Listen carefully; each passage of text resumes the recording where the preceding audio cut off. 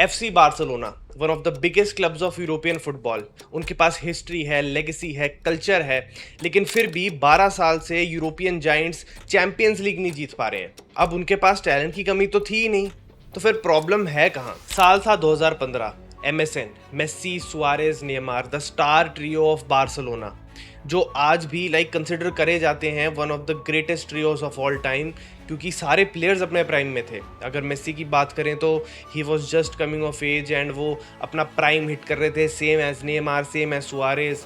तो जो star trio था उसने 122 गोल स्कोर करे थे पूरे सीजन में, and this was one of the most successful season of Barcelona in recent years. उन्होंने ट्रेबल जीता इंक्लूडिंग द चैंपियंस लीग, लेकिन सब कुछ बदल जाता है जब क्लब लेजेंड और इतने बड़े आइकॉन जावी हर्नांडेज क्लब को छोड़ के जाते हैं, एंड उससे एक चेन रिएक्शन शुरू होता है। सबको लगता है बार्सिलोना का डाउनफॉल 2016 में स्टार्ट हुआ, लेकिन मेरे हिसाब से वो थोड़ा पहले जनवरी 2015 में ही स्टार्ट हो गया था, जब क्लब ने एंडोनी जुबीज़ारेता को सैक किया था।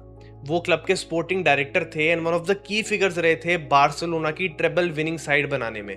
अगर मैं एग्जांपल ही दूं तो उन्होंने प्लेयर्स जैसे Neymar Junior, Jordi Alba, Luis Suarez, इन सबको साइन किया था, जिन्होंने कितना बड़ा रोल प्ले किया बार्सिलोना की ट्रेबल विनिंग साइड में। और इन्होंने ही इवान रैकिटिच को भी साइन किया था, जो कंसिडर किए जाते हैं one of the most successful replacements जो बार्सिलोना के लेजेंडरी ट्रायो मिडफील्ड में से हुई है। और उनको रिप्लेस किया था रॉबर्ट फर्नांडिस ने, who was just god awful at his job to say the least. जहां पे एक तरफ टीम एज कर रही थी, उनको रिप्लेस करने के लिए रॉबर्ट फर्नांडिस ने प्लेयर्स के नाम पे बस बिग नेम साइन किए, जो एक्चुअली अच्छे फिट नहीं थे टीम के लिए।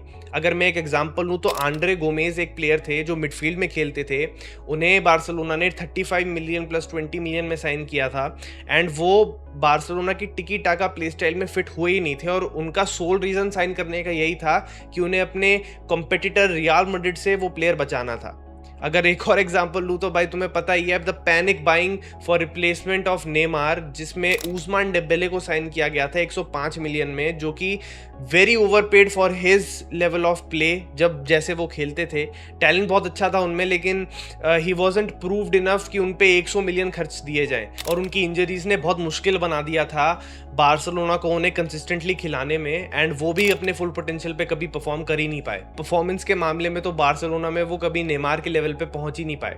अब दूसरे प्लेयर फिलिप कुटिन्यो, जो कि इतने पॉपुलर प्लेयर थे लिवरपूल के, उन्हें बार्सिलोना में सिर्फ उनके बड़े नाम की वजह से लाया गया, क्योंकि वो एक वर्ल्ड क्लास प्लेयर माने जाते थे वर्ल्ड फुटबॉल के उस टाइम पे, और उनकी परफॉर्मेंसेस लिवरपूल पे बहुत ज्यादा अच्छी थी। लेकिन अगर तुम ध्यान से देखोगे from a tactical point of view, जो कि एक स्पोर्टिंग डायरेक्टर को देखना चाहिए, तो तुम्हें भाई सीरियसली दिख जाएगा कि जो फिलिप कुटिन्यो लिवरपूल में करते थे, वो सेम चीज लियोनेल मेसी बार्सिलोना में कर रहे हैं। तो फिलिप कुटिन्यो मेसी को तो रिप्लेस नहीं करने वाले थे, तो उन्हें साइन करके बार्सिलोना का क्या एम था? और अब सिचुएशन बार्सिलोना के कैंप में ये थी कि जो वेटरन प्लेयर्स थे वो एज कर रहे थे, दे वर वे पास देयर प्राइम, और उनको रिप्लेस करने के लिए जो प्लेयर्स लाए गए थे वो एक्चुअल रिप्लेसमेंट्स तो कभी बन ही नहीं पाए, क्योंकि वो फिट ही नहीं थे टीम के। और सबसे बड़ी प्रॉब्लम तो ये भी नहीं थी, मेरे हिसाब से सबसे बड़ी प्रॉब्लम यही थी कि जो बार्सिलोना में इश्यूज चल रहे थे वो काफ़ी सालों तक अननोटिस्ड गए because of the brilliant performances of Lionel Messi. वो अपने कंधों पे बार्सिलोना को लेके चल रहे थे इतने साल, और जो भी बार्सिलोना के इश्यूज थे, प्रॉब्लम्स थी टीम की, वो सारी मेसी की परफॉर्मेंसेस ने हाइड कर दी। और बाहर से देखने में लग रहा था कि बार्सिलोना में सब ठीक ही चल रहा है, क्योंकि वो एक्चुअली जीत भी रहे थे। उन्होंने ला लीगा जीता, उन्होंने काफ़ी सारे डोमेस्टिक टाइटल्स भी जीते। लेकिन धीरे धीरे जब मेसी भी एज करना चालू हुए और ये प्रॉब्लम जितनी बढ़ गई कि उन्हें मेसी की परफॉर्मेंसेस भी हाइड नहीं कर पाई, तब वो चीज़ें दिखनी चालू हुई। Barcelona was dying a slow death. पहले रोमा,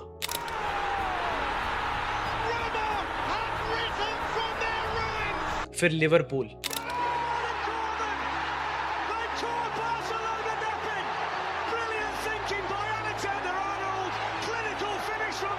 और रॉक बॉटम तब हिट हुआ जब उन्होंने बेयर्न को फेस किया 1920 के चैंपियंस लीग सीजन में।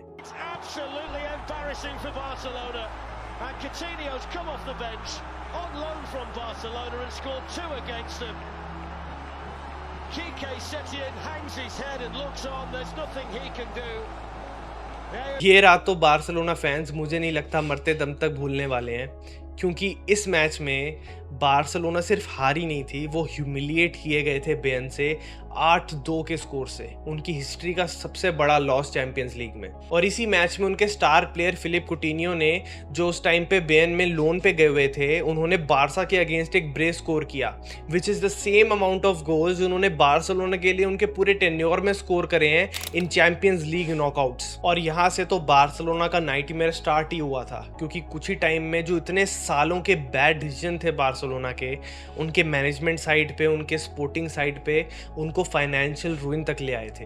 As a result President Bartomeu resigned और उनकी जगह लपोर्ता लाए गए, जो कि काफी रिस्पेक्टेड एंड लव्ड प्रेसिडेंट रहे थे बार्सिलोना के। और अब जहां लग रहा था कि बार्सिलोना की प्रॉब्लम्स फाइनली सॉल्व होनी स्टार्ट होंगी, क्योंकि लपोर्ता की लीडरशिप में सबको ये ट्रस्ट था कि सब कुछ अच्छे से हैंडल हो जाएगा, लेकिन द अनथिंकेबल हैपेंड।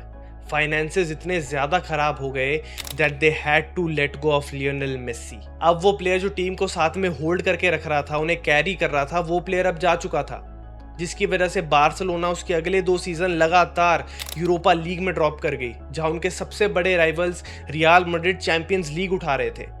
लपोर्ता को मल्टीपल फाइनेंशियल लिवर्स खींचने पड़े just to keep the club running.